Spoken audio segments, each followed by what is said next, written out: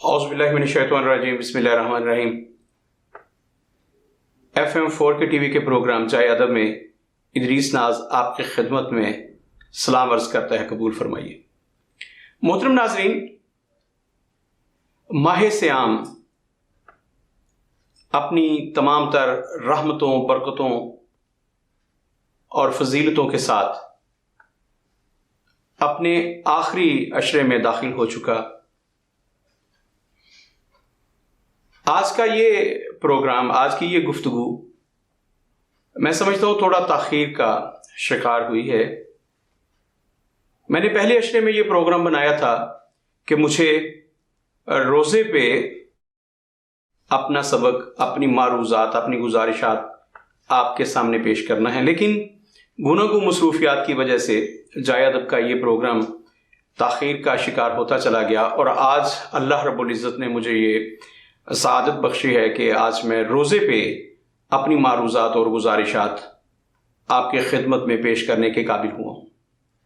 سامعین محترم، سب سے پہلے تو وہی جو تمام علماء جہاں سے اپنی گفتگو کا آغاز کرتے ہیں، گفتگو کے پہلے حصے میں کوئی انفرادیت نہیں ہے، یہ باتیں چونکہ قرآن کریم میں یہ آیات ہیں اور یہیں سے آغاز کرتے ہیں، تو جو میری گفتگو کا پہلا حصہ ہے وہ آپ کی سماعتوں کی نظر جو کر رہا ہوں وہ ان گنت مرتبہ آپ سن چکے ہیں۔ اللہ رب العزت نے ماہ صیام کے حوالے سے قرآن کریم میں ارشاد باری تعالیٰ ہے، اعوذ باللہ من الشیطان الرجیم، بسم اللہ الرحمن الرحیم، یا ایھا الذین آمنوا کتب علیکم الصیام کما کتب علی الذین من قبلکم لعلکم تتقون، کہ اے ایمان والو، تم پر روزے فرض کیے گئے جیسا کہ تم سے پہلے لوگوں پر فرض کیے گئے تھے تاکہ تم تقوی اختیار کرو۔ سامعین محترم، روزے صرف امت محمدیہ کے لیے مخصوص نہیں ہوئے، یہ اللہ رب العزت کی وہ عبادت ہے جو ہم سے پہلے بھی اقوام پر اللہ رب العزت کا یہ فضل ہوتا رہا، اور اللہ رب العزت انہیں کہتے رہے کہ آپ روزے رکھیں۔ یہ الگ بات کہ جو امت محمدیہ پر روزے فرض ہوئے، ان کی فضیلت، ان کے درجات اور ان کا ثواب جو ہے، آج چونکہ میرا موضوع یہ نہیں ہے، آج صرف روزے پہ میں نے بات کرنی ہے۔ پہلی امتوں پر جو روزے فرض ہوئے ان کا ثواب کتنا تھا، ان کی فضیلت کتنی تھی، یہ الگ سے ایک موضوع ہے۔ آج میں کسی خاص ایک ٹاپک پہ، ایک خاص نقطے پہ آپ کو لانا چاہتا ہوں، اسی لیے میں نے عرض کیا کہ جو گفتگو کا پہلا حصہ ہے وہ عمومی سطح کا ہے۔ سطح عمومی سے ذرا بلند گفتگو جو ہے وہ میں آگے جا کے کرنا چاہتا ہوں۔ یہ ساری گفتگو جو ہے جو میں آپ کے حضور ابھی عرض کر رہا ہوں پہلے حصے میں، یہ آپ متعدد مرتبہ بہت بڑے بڑے اسکالر سے، بہت بڑے بڑے علماء سے سن چکے ہیں۔ تو روزے جو ہیں کما کتب علی الذین من قبلک لعلکم تتقون، مطلب بہت سارے حصے ہیں، اس کے بہت سارے حصوں پہ بات کی جا سکتی ہے، ابھی صرف ایک حصہ لیتا ہوں کہ تم سے پہلے بھی لوگوں پر روزے فرض کیے گئے۔ اچھا، روزے صرف ہم پہ نہیں ہیں، حضرت عیسیٰ علیہ السلام کی قوم پر، حضرت موسیٰ۔ اچھا، میں ایک بات یہاں عرض کر دوں کہ ہم صرف قرآنی انبیاء کا ذکر کرتے ہیں، ان انبیاء کا ذکر کرتے ہیں جن کا قرآن کریم میں نام لے کے اللہ نے مخاطب کیا۔ اس وقت جو میرے یادداشت میں ہے کہ قرآن کریم میں صرف 28 انبیاء کا ذکر ہے، اور تقریباً 22 یا 24 کے نام ہمیں بتائے گئے، اس سے زیادہ انبیاء کے نام ہمیں یاد نہیں، لیکن ہمیں حکم جو دیا گیا وہ حکم یہ ہے کہ 1,24,000 انبیاء ہیں جن پہ آپ نے ایمان لانا ہے۔ مسلمان کون ہے؟ جو پہلے انبیاء کی توثیق کرتا ہے، ان کی شہادت دیتا ہے اور ان پہ ایمان لاتا ہے، پہلی کتابوں کی توثیق کرتا ہے، ان پہ ایمان لاتا ہے اور ان کی تصدیق کرتا ہے، اسی طرح پہلی اقوام۔ امت محمدیہ کو یہ شرف حاصل ہے کہ یہ ان پر مہر تصدیق ثبت کرتی ہے اور ان پہ ایمان لانا۔ اچھا، یہاں کیا کہا گیا کہ تم سے پہلی امتوں پر بھی روزے فرض کیے گئے تھے، کس لیے؟ لعلکم تتقون، تاکہ تم متقی بن جاؤ۔ آج میرا موضوع متقی اور پرہیزگار ہونا بھی نہیں ہے، میں نے عرض کیا روزے پہ بات کرنی اور ایک خاص نقطے پہ بات کرنی ہے۔ تو پہلی اقوام پہ بھی، پہلی قوموں پہ بھی روزے فرض کیے گئے، فرض کیے گئے، یہ نفلی عبادت نہیں ہے، یہ فرض کیے گئے تھے پہلی قوم، جس طرح ہم پہ فرض کیے گئے۔ اور ایک جو روزہ ہے اس کی کیا فضیلت ہے، یہ بھی موضوع نہیں آج۔ میں نے جیسے عرض کیا کہ بہت ساری اقوام جو ہیں ان کا تو ہمیں علم ہے، لیکن 1,24,000 انبیاء اور ان کی اقوام جو ہیں وہ تو ظاہر ایک بہت بڑا ایک ایسا موضوع ہے جس پہ قیامت تک بات کرتے رہیں، تحقیق ختم نہیں ہو سکتی، کیونکہ بہت ساری قوموں کے ان کے انبیاء کے نشان مٹا دیے گئے۔ میں عرض کرتا ہوں کہ میں نے ایک حدیث قدسی ہے نا کہ روزہ صرف میرے لیے ہے اور اس کا اجر صرف میں ہی ہوں، یہ حدیث قدسی ہے۔ حدیث قدسی ہم اسے کہتے ہیں جو زبان رسول سے اللہ کا فرمان جاری ہوا ہو اللہ کا کلام، سارا اللہ کا کلام ہے۔ رسول اللہ نے فرمایا نا کہ میں تب تک بولتے ہیں جب تک مجھ پہ وحی نہیں ہوتی، تو رسول اللہ نے جو بھی کہا وہ سارے کا سارا فرمان الہی ہے۔ لیکن حدیث قدسی اس کو کہتے ہیں جو اللہ کا ہی فرمان ہو، لیکن قرآن کریم میں نہ نازل ہوا اور رسالت مآب صلی اللہ علیہ وسلم کی زبان اطہر سے ہم تک پہنچا، اسے حدیث قدسی کہتے ہیں۔ تو حدیث قدسی کیا ہے کہ روزہ ایسی عبادت ہے، روزہ صرف میرے لیے اور اس کا اجر، اس کا صلہ صرف میں ہی ہوں۔ اللہ رب العزت فرماتے ہیں، ایک حیران کن ایک اسی سے ملتی جلتی بات آپ کو سنا کے آگے بڑھنا چاہوں۔ کرشن جی، ارجن ان کے خلیفہ ہیں، ان کا سب سے قریبی جو ساتھی ہے اس کا نام ارجن۔ ایک روز کرشن جی، اور ناظرین بہت سارے اسکالر سے ہاتھ جوڑ کے معافی، کیونکہ وہ اس بات پہ الجھ پڑتے ہیں، تحقیق کرتے نہیں تو پھر وہ لڑ پڑتے ہیں۔ کرشن جی ان انبیاء میں سے ہیں جن کا نام و نشان اللہ رب العزت صرف اس وجہ سے ختم کر دیا کہ لوگوں نے ان کی پوجا شروع کر لی تھی۔ کرشن جی ان کو ہندو اوتار ہی کہتے ہیں، اللہ نہیں انہیں کہتے، بھگوان نہیں کہتے۔ تو کرشن جی جو تھے ان کی ایک بات سنی۔ کرشن جی نے ایک روز ارجن سے کہا، جو کہ ان کا خلیفہ اول ہے، ارجن سے کہتے ہیں کہ ارجن ایک بات لکھو۔ ارجن نے لکھا تو انہوں نے کہا کہ لکھو ارجن، بھکتی کا بھوگ بھاگ نہیں بھگوان ہے۔ اب اس کا ترجمہ ذرا سنیے، بھکتی کا بھوگ بھاگ نہیں بھگوان ہے۔ بھکتی عبادت یا ریاضت، کوئی بھی عبادت، کوئی ریاضت، بھکتی کا بھوگ اجر صلہ، اس کا معاوضہ، بھکتی کا بھوگ بھاگ نہیں، قسمت کا سمر جانا نہیں، بھگوان ہے۔ بھکتی کا بھوگ بھاگ نہیں بھگوان ہے۔ تو ذرا حدیث قدسی دوبارہ سے سنیے کہ روزہ ایسی عبادت ہے جس کا اجر صرف میں ہوں، تو بھکتی کا بھوگ بھاگ نہیں بھگوان ہے۔ تو یہ روزے کی بات نہیں ہو رہی کرشن جی کے منہ سے۔ کما کتبہ علی الذین من قبلک لعلکم تتقون، روزے تم سے پہلے لوگوں پر بھی فرض کیے گئے صرف اس لیے تاکہ تم تقوی اختیار کرو۔ ناظرین محترم، جس نقطے کی طرف آنا ہے اب اس نقطے کی طرف بڑھتا ہوں کہ روزہ ایسی فضیلت والی عبادت ہے کہ قرآن کریم میں اس کا ذکر ہوا اور پہلی اقوام سے اس کا تقابل بھی کیا گیا کہ پہلی اقوام پر بھی میں نے یہ فضل کیا تھا۔ اب ناظرین محترم، میں اس دائرے سے نکل کر ایک خاص دائرے کی طرف آنے لگا ہوں۔ مجھے امید ہے کہ آپ میرے ساتھ ہیں۔ اللہ رب العزت نے جو مخلوقات پیدا کی ہیں، اب ان میں سے صرف 3 کا ذکر کر دیتا ہوں۔ اللہ کی جتنی مخلوقات ہیں اس میں انسان ہیں، اس میں حیوان ہیں اور اس میں فرشتے ہیں۔ 3 مخلوقات کا ذکر کرنے جا رہا ہوں۔ اب جب میں نے فرشتوں کا ذکر کیا تو ان فرشتوں میں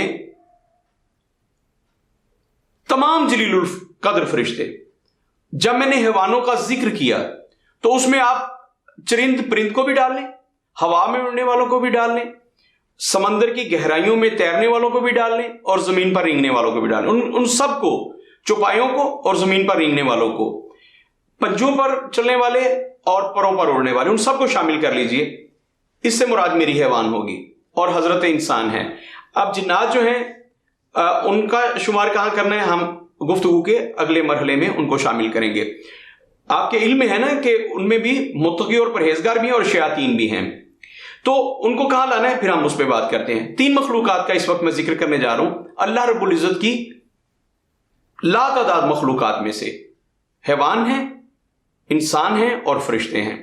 اب حیران کن بات، فرشتے پہلے ان کا ذکر کیا جائے تو فرشتوں کو اللہ رب العزت نے تمام احتیاجات جو ہیں ان سے بے نیاز رکھا۔ مختصر کروں گا گفتگو، تمام احتیاجات سے اللہ رب العزت نے پاک رکھا فرشتوں کو۔ کسی فرشتے کو یہ حاجت نہیں ہے کہ وہ پانی پیے، وہ کھانا کھائے اور پھر کھانے کو ہضم کرے، پھر وہ شادی کرے اور ازدواجی سلسلے کو آگے بڑھائے۔ فرشتوں کو اللہ رب العزت نے ان تمام حاجات سے پاک رکھا. فرشتے کو کوئی حاجت نہیں، اس کے پاس جسم نہیں ہے، اور جسم کے لیے اس کو کسی غذا کی، کسی خوراک کی ضرورت نہیں ہے. اگر اللہ کسی فرشتے کو جسم عطا کرتے بھی ہیں تو وہ انسانوں جیسا جسم نہیں ہوتا، اس کی ضروریات انسانی جسم جیسی نہیں ہوتی. اب دوسری طرح حیوان کو دیکھ لیجئے، اس کی تمام ضروریات بالکل انسان جیسی ہیں. جیسے انسان کی ضروریات، تمام حیوانات کی ضروریات تقریباً اس سے ملتی جلتی. مطلب ایک حیوان کو بھی گرمی میں ایک سائے کی ضرورت ہے، اور سردی میں ایک ایسی جگہ کی ضرورت ہے جہاں وہ سردی سے بچ سکے. اس کو بھی کھانے کے لیے، اپنے پیٹ کا ایندھن بنانے کے لیے خوراک کی ضرورت ہے. حضرت انسان کو بھی ضرورت ہے. اس کے بھی نر کو مادہ اور مادہ کو نر کی ضرورت ہے. اسے بھی اپنا سلسلہ نسل آگے بڑھانے کے لیے ایک نر اور مادہ کی ضرورت ہے. اچھا، غور کرتے جائیے کہ جو حیوان ہے اس کی ضروریات، جسمانی ضروریات، وہ حضرت انسان سے کس قدر مشابہ ہیں، کس قدر ملتی جلتی ہیں، ان میں کتنی مماثلت ہے. حضرت انسان کو جو چیزیں چاہیے وہی ایک حیوان کو چاہیے، کیونکہ اس کے پاس بھی جسم ہے. اب انسان کے ساتھ کیا انفرادیت ہوئی؟ اسے جسم دیا، اسے بھی خوراک کے لیے ضرورت ہے. اسی طرح جیسے ایک نر کو مادہ اور مادہ کو نر کی ضرورت ہے، جیسے پیٹ کا ایندھن بجھانے کے لیے اسے خوراک کی بھی ضرورت ہے، پانی کی بھی ضرورت ہے. تمام اجناس جو اللہ رب العزت نے حلال قرار دی ہیں، سب کی ضرورت ہے حضرت انسان کو، بالکل اسی طرح جیسے جانور کو ضرورت ہے. اب فرق کہاں ہوا؟ اللہ رب العزت نے انسان کو ایک خصوصیت اور ایک امتیاز عطا فرمایا. وہ امتیاز کیا ہے؟ اللہ رب العزت نے حضرت انسان کو جب بنا لیا تو اللہ رب العزت قرآن کریم میں ارشاد فرماتے ہیں کہ جب میں نے اپنا خلیفہ یہ بنا لیا، جب میں نے انسان کو بنا لیا تو پھر میں نے کیا کیا؟ ایک امتیاز آنے لگا ہے انسان میں اور حیوان میں. وہی ایک امتیاز ہے جس کی وجہ سے پھر روزے، اس پہ ہم نے آنا ہے کہ روزے کیوں فرض کیے گئے.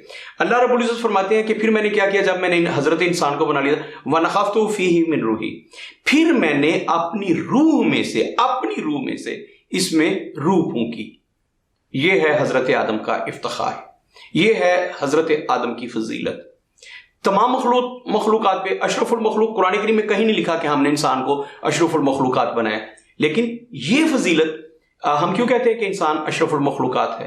وجہ کیا ہوئی کہ ہم نے جسم دیا انسان کو بالکل ویسے جیسے حیوانوں کو جسم دیے، اور ان کی تمام ضروریات جو ہیں بالکل ویسی ہی ہیں جیسے دوسرے حیوانوں کی ہیں. لیکن فضیلت کیا بخشی؟ ہم نے کیا کیا کہ حضرت انسان کو وَنَفَخْتُ فِيهِ مِن رُوحِي، پھر ہم نے اس جسد خاکی میں دوبارہ زور دے کے پھر ہم نے اس جسد خاکی میں وَنَفَخْتُ فِيهِ مِن رُوحِي، پھر ہم نے اس میں اپنی روح میں سے روح پھونک دی. جب روح میں سے روح پھونکی تو یاد رکھیے گا اب تین چیزیں حضرت انسان میں اکٹھی ہو گئیں. اچھا، کیا کیا چیزیں اکٹھی ہوئی؟ ایک ہوا جسم، ایک ہوئی جان، اور ایک ہوئی روح. جانور جو ہے اس میں جان ہے، اس میں روح نہیں ہے.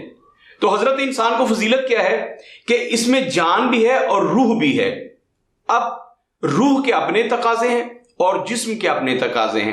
حضرت انسان اپنے جسم کے تقاضے پورے کرنے کے لیے آسمان سے نازل ہونے والی اور زمین سے اگنے والی تمام کی تمام نعمتوں کو استعمال کرتے ہیں. اب دیکھیے، آپ کو پیٹ کا ایندھن بھرنے کے لیے خوراک کی ضرورت ہے، اور وہ تمام کی تمام ضروریات زمین پورا کر رہی ہے. حیوانوں کو بھی وہ تمام کی تمام ضروریات چارے کی شکل میں، پھلوں کی شکل میں، پانی کی شکل میں، ساری کی ساری وہی ضرورتیں جو ہیں وہ زمین پوری کر رہی ہے. صرف ایک چیز حضرت انسان، ہم اپنے جسم کو طاقتور بنانے پر تلے ہوئے ہیں. ہم نے ماڈرن جم بنا لیے، ہم نے متوازن غذا کے ایسے ایسے فارمولے بنا لیے، ہم نے آرٹیفیشل خوراک ایسی بنا لی. جو لوگ جم جاتے ہیں انہیں پتا ہے میں کیا کہہ رہا ہوں. کیسی غذائیں ہیں جو انسانی جسم کو طاقت دیتی ہیں، راتوں رات طاقت دے دیتی ہیں. وہ کیا کیا منرلز ہیں، کیا کیا وہ خوراک ہے، کیسے آپ کو فوڈ سپلیمنٹ دیے جا رہے ہیں. وہ سارے کے سارے کس کے لیے ہیں؟ آپ کے جسم کو طاقتور بنانے کے لیے. حضرت انسان نے ایک چیز سیکھی کہ اپنے جسم کو طاقتور کیسے بنانا ہے، لیکن صرف جسم کو. اب حضرت انسان کے پاس دو چیزیں ہیں، ایک جان ہے، اور اس نے جان ہے تو جہان ہے کا فارمولا، ایک جملہ اور ایک فارمولا بنایا، جان ہے تو جہان ہے. اور اس کے بعد حضرت انسان کا پورا فوکس اس بات پہ ہو گیا کہ میں نے اپنی جان کو اور جاندار بنانا ہے. حضرت انسان کا سارا فوکس اس پہ ہو گیا. اب اسی حضرت انسان میں ایک روح بھی ہے. روح کے لیے جتنے بھی انبیاء آئے ہیں وہ کس کے لیے آئے؟ روح کی طاقت کے لیے. سب انبیاء کا ایک ہی مشن تھا.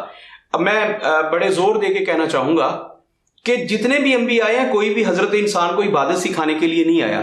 یہ بات میں کوئی زندگی میں 10ویں مرتبہ مختلف پروگرامز میں کہتا آ رہا ہوں, آج پھر کہہ رہا ہوں کہ حضرت انسان کو جتنے بھی انبیاء بھیجے وہ حضرت انسان کو عبادت سکھانے کے لیے نہیں بھیجے. عبادت حضرت انسان کی اللہ رب العزت نے اس کے پروگرامز میں انسٹال کر کے بھیجی تھی, اس کی پروگرامنگ میں شامل ہے. یہی وجہ ہے کہ حضرت انسان عبادت ہر لمحہ کرتے ہیں, بے شک وہ چاند کی کریں, بے شک وہ سورج کی کریں, بے شک وہ بت کی کریں, بے شک وہ چاند کی کریں, بے شک سورج کی کریں, پتھر کی کریں, وہ جس کی مرضی عبادت کریں, عبادت ضرور کرتے ہیں. اور کبھی کبھی تو وہ اپنی عبادت شروع کر دیتے ہیں, انہیں اپنے سے افضل کوئی نظر نہیں آتا. تو عبادت حضرت انسان کی گھٹی میں شامل ہے. جتنے انبیاء آئے ہیں وہ عبادت سکھانے نہیں آئے, وہ صرف ڈائریکشن درست کرنے آئے ہیں. انسان بھٹک جاتا ہے, سجدہ کہیں اور کرنے لگ جاتا ہے, تو پھر انبیاء کیوں آتے ہیں؟ ڈائریکشن درست کرنے کے لیے کہ عبادت کرو لیکن اللہ کی کرو. حضرات محترم, آج میرا موضوع چونکہ عبادت نہیں ہے, میں واپس آتا ہوں. حضرت انسان کا سارا فوکس جو ہے وہ اپنے جسم پہ ہے اور جسم کو طاقتور بنانے پہ ہے. اس میں ایک روح بھی ہے جس کو انسان بھولا ہوا ہے. اچھا, برائیاں کیوں بڑھی؟ کائنات میں قتل و غارت کیوں بڑھی؟ جتنے بھی فسادات ہیں, آپ غور کیجئے گا, جن کا ذکر میں نے پچھلے جائے ادب کے پروگراموں میں کیا, وہ سارے کے سارے کیوں پروان چڑھ رہے ہیں اور دن رات ان میں ترقی کیوں ہو رہی ہے؟ انسان تیسری عالمی جنگ کے دہانے پہ. اس کی وجہ کیا ہے؟ کہ انسانی جسم نے ترقی کی ہے, انسان کی روح نے ترقی نہیں کی. جیسے جیسے انسانی جسم طاقتور ہوتا گیا, دنیا میں جھگڑے بڑھتے گئے, میں اور تو کا جھگڑا ہوتا چلا گیا. تم زندہ رہنے کا حق نہیں رکھتے ہو, صرف مجھے زندہ رہنے کا حق حاصل ہے. ہر طاقتور جو ہے وہ ہر کمزور کو ختم کرنے پہ تلا ہوا ہے. اس کی وجہ کہ جسم طاقتور ہو رہے ہیں, اور ہر شخص چاہتا ہے کہ میں طاقتور ہو جاؤں اور دوسرا کمزور ہے اور پھر میں کمزور کو دبوچ لوں. یہ کب ہوا؟ جب حضرت انسان نے فوکس کر لیا کہ میرا جسم طاقتور ہونا چاہیے. اب جسم میں ایک روح بھی ہے. میں نے عرض کیا کہ 3 مخلوقات ہیں. اب فرشتے میں روح اور حیوان میں جان, اور حضرت انسان میں روح بھی اور جان بھی. یہ امتیاز ہے. وہ کہا تھا نا کہ فرشتہ مجھ کو کہنے سے میری تحقیر ہوتی ہے, میں مسجود ملائک ہوں, مجھے انسان رہنے دو. بھائی انسان کی فضیلت کیا ہے فرشتوں میں؟ فضیلت یہ کہ فرشتے کو اللہ رب العزت نے صرف روح دی ہے, جان نہیں دی, جسم نہیں دیا اور خواہش نہیں دی. اس میں خواہش نہیں ہے فرشتے میں, اور حیوان میں صرف خواہش ہے. فرشتے میں صرف عقل ہے, وہ عقل کا استعمال کرتا ہے اور خواہشات سے بچا ہوا ہے. حیوان عقل نام کی چیز ہی نہیں, وہ صرف خواہشات کے تابع ہے. اور حضرت انسان کو دونوں چیزیں دی. جیسے جیسے حضرت انسان اپنی عقل کا استعمال کرتے ہوئے خواہشات سے بچ جاتے ہیں, تو پھر کیا کہتے ہیں؟ یار یہ تو فرشتہ ہے. اور جب ان کی خواہشات ان کی عقل پہ غالب آ جاتی ہیں تو کہا جاتا ہے یار یہ تو حیوان ہے, یار یہ تو گدھا ہے, یار یہ تو کتا ہے, یار یہ تو خنزیر ہے. یہ کیوں اسے القابات دیے جاتے ہیں جانوروں والے؟ کیونکہ ان کی خصلتیں اس میں زیادہ ہو جاتی ہیں. جب حضرت انسان اپنی عقل سے کام لینا, اپنے شعور سے کام لینا چھوڑ دیتے ہیں تو پھر انہیں جانوروں سے تشبیہ دینا شروع کر دیتے ہیں. میں واپس آتا ہوں کہ حضرت انسان کو جسم بھی ملا, لیکن 2 چیزوں کے ساتھ, اس میں جان بھی ہے اور روح بھی ہے. حضرت انسان نے صرف فوکس کر لیا اپنی جان کو, اپنے جسم کو, اور اس نے اسی میں توانائی حاصل کرنا شروع کر دی. روح کمزور سے کمزور تر ہوتی چلی گئی. یہی وجہ ہے کہ ہم دین سے بھی دور ہیں, اخلاقیات سے بھی دور ہے. حضرات محترم, اب روزے پہ آئیے. روزے کا فلسفہ کیا ہے؟ اللہ رب العزت چاہتے ہیں کہ آپ کی زندگی میں 1 مہینہ ایسا ہو جب آپ اپنے جسم کو لاغر کریں, کمزور کریں, اور اپنی روح کو طاقتور کریں. میں اس موضوع پر بات کرنا چاہتا تھا. اب روزے کا فلسفہ کیا ہے, جو جس نقطے پر میں نے اتنی تمہید باندھی, اور ان میں سے میں نے عرض کیا تھا کہ بہت ساری گفتگو آپ مختلف اسکالر سے سن چکے ہیں, تو میں ایک نقطے پر لانا چاہتا تھا کہ اللہ رب العزت نے, اللہ کیا چاہتے ہیں کہ تمہارا جسم جو ہے وہ کمزور ہو اور تمہاری روح طاقتور ہو. اس کی وجہ یہ کہ جب آپ کا جسم طاقتور ہوگا, روح کمزور ہوگی, تو آپ دوسروں پہ ظلم کریں گے, آپ جنگ و جدل کریں گے, آپ دوسرے کا حق کھائیں گے, کیونکہ طاقتور ہونے کے لیے بہت کچھ کھانا پڑتا ہے. تو پھر آپ اپنی سے کا نہیں کھا سکتے, پھر آپ دوسرے کا حق کھائیں گے. تو اللہ رب العزت کیا چاہتے ہیں؟ اللہ رب العزت چاہتے ہیں کہ آپ کا جسم کمزور ہو, آپ کی روح طاقتور ہو. تو اللہ رب العزت نے 1 مہینہ سال میں ایسا رکھ دیا, 365 دن میں سے یا 360 دنوں میں سے 30 دن ایسے رکھ دیے, 29 یا 30 ایسے دن رکھ دیے جن میں آپ اپنے جسم کو لاغر کرتے ہیں اور اپنی روح کو طاقتور کرتے ہیں۔ حضرات محترم، اس نقطے پر آ کے یہی سے میں نے گفتگو کا آغاز کرنا تھا، اور حیرت کی بات ہے کہ آپ سمجھ رہے ہیں کہ پروگرام ختم ہو گیا۔ حضرات محترم، میں کوشش کروں گا کہ اگلے چند منٹوں میں یہ جو جہاں میں لانا چاہتا تھا بڑی محنت کر کے یہاں پر لایا۔ غور کیجئے گا کہ ہماری زندگی میں کسی کی زندگی میں 60 رمضان آ چکے ہیں، کسی کی زندگی میں 70 آ چکے ہیں، کسی کی زندگی میں 50 آئے، کسی کی زندگی میں 30 آئے۔ جتنی آپ کی عمر ہے، جتنی آپ نے عمر گزاری، حضرات محترم غور کیجئے گا کہ آپ کی زندگی میں جتنے بھی رمضان آئے، جتنے بھی ایام رمضان ہے، کیا ہم نے اس فلسفے کو سمجھا کہ اللہ کیا چاہتے ہیں؟ اللہ چاہتے ہیں کہ آپ کا جسم روح کے مقابلے میں کمزور ہو، آپ کی روح جسم کے مقابلے میں طاقتور ہو، تاکہ آپ کی خواہشات آپ کے جسم پہ غلبہ نہ پا سکے۔ یہ ہے فلسفہ روزوں کا۔ غور کیجئے گا، جیسے ہی رمضان آتا ہے ہمارے دسترخوان جو ہوتے ہیں وہ پھلوں سے نہیں بھر جاتے، وہ انواع اقسام کے گوشت اور ایسی نعمتوں سے نہیں بھر جاتے جو ہمارے جسم کو اور طاقت دیتی۔ ہم نے رمضان کے فلسفے کو سمجھا کیا؟ کتنا غلط سمجھا۔ ہم نے سمجھا کہ سحر و افطار میں خوراک کے بڑھا لینے کا نام رمضان ہے۔ سارا دن آپ بھوکے رہے، پیاسے رہے، لیکن آپ نے کیا کیا؟ جیسے ہی اللہ اکبر کی صدائی، مغرب کی اذان ہوئی، ہم کھانے پہ پڑ پڑے۔ انواع اقسام کے کھانے آپ نے دیکھا ہے رمضان میں ہمارے دسترخوانوں پر کثرت ہوتی ہے کھانوں کی، اللہ کی نعمتوں کی۔ تو ہم عام ایام میں پورا سال جو کھاتے ہیں وہ پورے سال کا ایک طرف رکھ لیجئے اور رمضان میں کھایا ہوا ایک طرف رکھ لیجئے۔ رمضان میں ہم پورے سال سے زیادہ کھاتے ہیں۔ تو حضرات محترم غور کیجئے گا، کیا ہم روزے کے فلسفے کو سمجھ پائے؟ اگر ہم روزے رکھ رہے ہیں تو ہم نے اس فلسفے کو سمجھا۔ ہمارا ویٹ رمضان میں بڑھ کیوں جاتا ہے؟ اس کی وجہ یہ کہ ہم اپنی خوراک کو اور زیادہ اس پہ فوکس کر لیتے ہیں، خوراک کو اور بڑھا لیتے ہیں۔ تو نتیجہ کیا نکلا کہ جسم اور بھی طاقتور ہوا اور روح پھر کمزور کی کمزور ہے۔ ہماری عبادات وہیں کے وہیں۔ اچھا، روزے کا مقصد تو یہ تھا کہ تم بھوک کا احساس ہو تو تمہیں پتہ چلے کہ تمہارا پڑوسی جب بھوکا رہتا ہے تو پھر اس پہ کیا گزرتی ہے۔ تم تو 16 گھنٹے کی بھوک برداشت نہیں کر رہے، اگر کسی کے گھر میں ایک ہفتے کی بھوک ہے تو وہ کیسے برداشت کر رہے؟ روزہ جو سمجھانے آیا تھا ہم وہ سمجھ نہیں پائے، جو میسیج دینا تھا روزے نے وہ ہم میسیج نہیں سمجھ پائے۔ آپ کو یاد ہے اقبال نے ایک شعر کہا تھا، دنیا کو ہے پھر مار کا روح و بدن پیش، تہذیب نے پھر اپنے درندوں کو ابھارا۔ یہ روح و بدن کا مارکا کیا ہے؟ کبھی غور کیا آپ نے کہ شاعر مشرق کیا کہنا چاہتا ہے؟ دنیا کو ہے پھر مار کا روح و بدن پیش، تہذیب نے پھر اپنے درندوں کو ابھارا۔ حضرات محترم، جس نفسا نفسی کے دور میں ہم گزر رہے ہیں، اقبال ایک صدی 1938 میں فوت ہوئے، 1947 میں پاکستان بنا، تو ایک صدی سے بھی زیادہ عرصہ پہلے اس جہان فانی سے گئے۔ اس وقت جو انہوں نے کہا تھا، ذرا اس صورتحال کو مد نظر رکھ کے اسی شعر کو دوبارہ دیکھیے۔ دنیا کو ہے پھر مار کا روح و بدن پیش، تہذیب نے پھر اپنے درندوں کو ابھارا۔ آج دنیا کا سب سے بڑا مسئلہ کیا ہے؟ روح اور بدن کا، اس کی جو جنگ ہے، اس کا جو مارکا ہے وہ انسان کو درپیش ہے۔ جسم روح سے طاقتور ہے اور روح جسم سے کہیں نحیف ہے، کہیں کمزور ہے۔ تو پھر اس کا نتیجہ کیا نکلتا ہے؟ کہتے آپ کی تہذیب جو ہے، اس کے جو درندے ہیں، اب کیا ہو رہا ہے کہ 3 سال کی بچی کے ساتھ ظلم اور بربریت ہو رہی ہے۔ وجہ کیا؟ کہ آپ کی روح کمزور ہے، آپ کا جسم طاقتور ہے، آپ کی خواہش بہت تگڑی ہے، بہت طاقتور ہے، بہت توانا ہے، اور جسم بہت کمزور ہے، آپ کی روح بہت کمزور ہے۔ نتیجہ کیا نکلا کہ 3 سال کی بچی آپ کی درندگی سے محفوظ نہیں۔ ہماری عبادت گاہیں آئے دن خبروں کا مرکز ہوتی ہیں کہ فلاں عبادت گاہ میں ایک بچی یا بچہ اپنے استاد کی ہوس کا نشانہ بنا۔ کبھی آپ نے غور کیا؟ اچھا، ہم ان سب چیزوں سے بچ سکتے ہیں، تہذیب کی مار کا آرائی سے محفوظ رہ سکتے ہیں، صرف ایک ہی صورت ہے کہ سب سے پہلے ہم روزے کی روح کو سمجھ لیں اور پھر روزے رکھیں۔ روزے کی روح کیا ہے؟ بہت لمبی بات ہو سکتی ہے۔